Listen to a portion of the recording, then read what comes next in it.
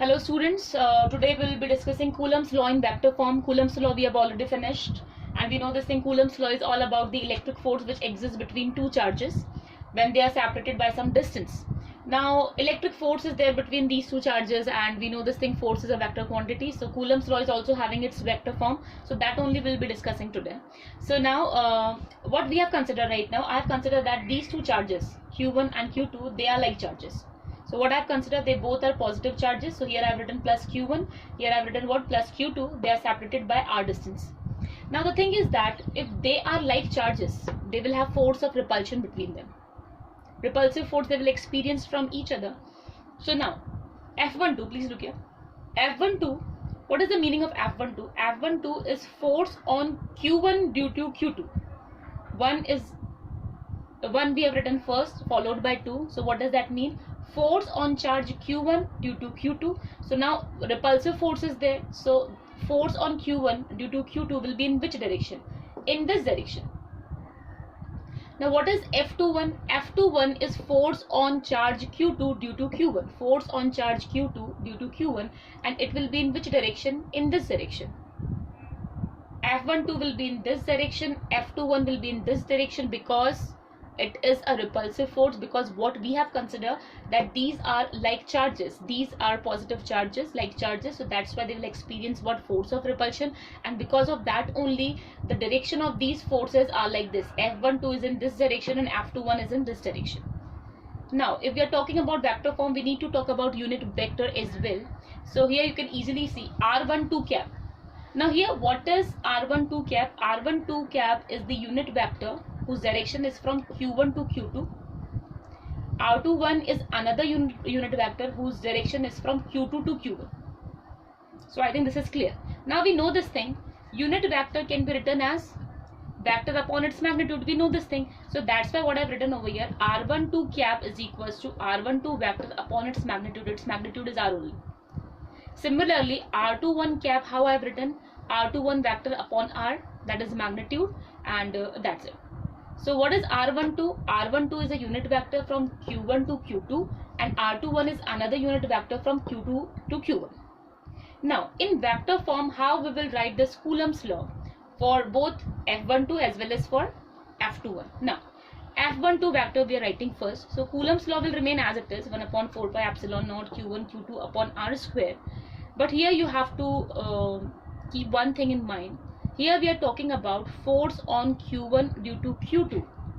Force on Q1 due to Q2, which is in which direction? In this direction.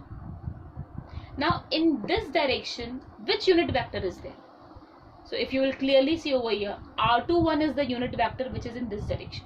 So that's why to denote its direction, to denote the direction of F12, what we have written here, R21 cap.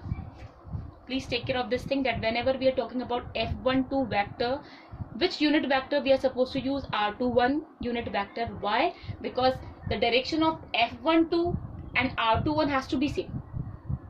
So which unit vector is there in the direction of F12? It is R21. So that's why what we have written here, R21 cap, and we have given it equation number 1. Now similarly, if I want to write Coulomb's law for F21, so formula will remain same.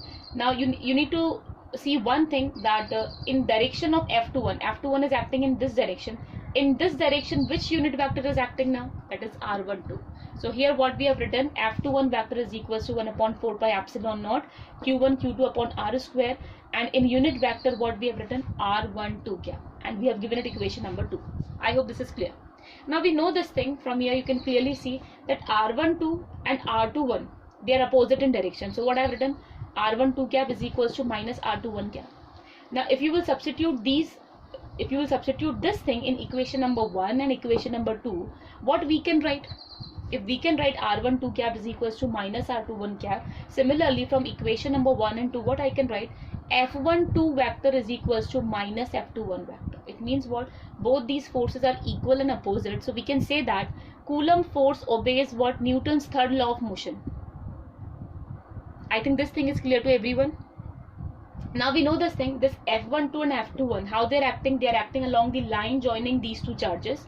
So we can say that they are which type of forces? They are central forces. So two things we have learned today, that Coulomb force, Coulombian force, they obey Newton's third law of motion. And second thing is what? They are central forces. They act along the line joining the two charges.